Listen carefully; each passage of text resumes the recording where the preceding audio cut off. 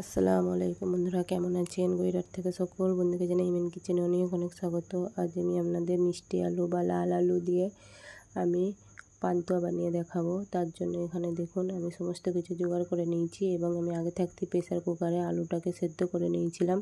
সেটাকে নিয়ে নিলাম একটা পাত্রে এবং আমি খোসাটাকে ছাড়িয়ে নিচ্ছি।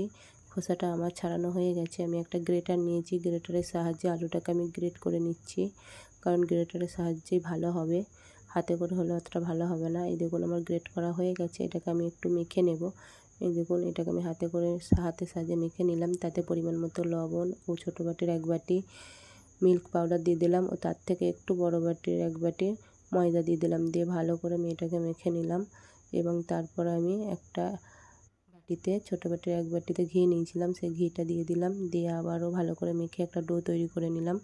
ডোটা আমি 5 মিনিটের মধ্যে রেস্টে রেখেছিলাম। এরপর 5 মিনিট পরে সে ডোটাকে নিয়ে আমি ছোট্ট ছোট করে গোল গোল করে আমি বলের মতো শেপ করে নিচ্ছি, যেমন আর কি পান্তুয়ার শেপ হয় সেই রকম পান্তুয়ার শেপে আমি সব কটা তৈরি করে নিয়েছি।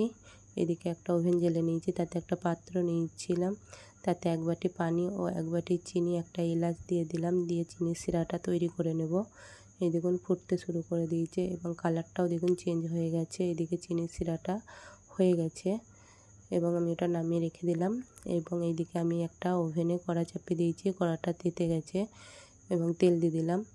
তেলটা হয়ে যাওয়ার পর আমি একটা একটা করে পান্তুয়াগুলো ছেড়ে দিলাম এবং এই পান্তুয়াগুলো দেখুন একদিকটা হয়ে গেছে। আমি একটু নেড়ে নেব বা অন্য পিঠটা উল্টে নেব। এইভাবে নেড়ে চেড়ে দেখুন লাল লাল করে আমি এগুলোকে ভেজে নেব এবং এগুলো কালার আস্তে আস্তে দেখুন চেঞ্জ হয়ে যাচ্ছে এবং এগুলো আমার হয়েই গেছে। এগুলোকে আমি তুলে নেব। দেখুন কালারটা চেঞ্জ হয়ে গেছে এবং এগুলো হয়ে গেছে, এগুলোকে আমি তুলে নিলাম। এগুলো তোলা আমার হয়ে গেছে। সেম একইভাবে আমি আরও বাকি পান্তুয়াগুলোকে ভেজে নিলাম।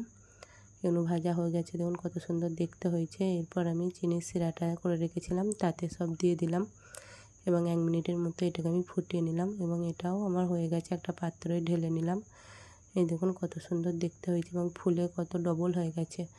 এবং একটা আমি দেখাচ্ছি, দেখুন কেটে একটা নিলাম এবং একটাকে আমি ভেঙে দেখাচ্ছি কত সুন্দর ভেতরটা রসে ভরা হয়েছে। দেখুন ভালো লাগে লাইক কমেন্ট ও শেয়ার করবেন। ভালো থাকবেন, দোয়া করবেন। আল্লাহ হাফেজ।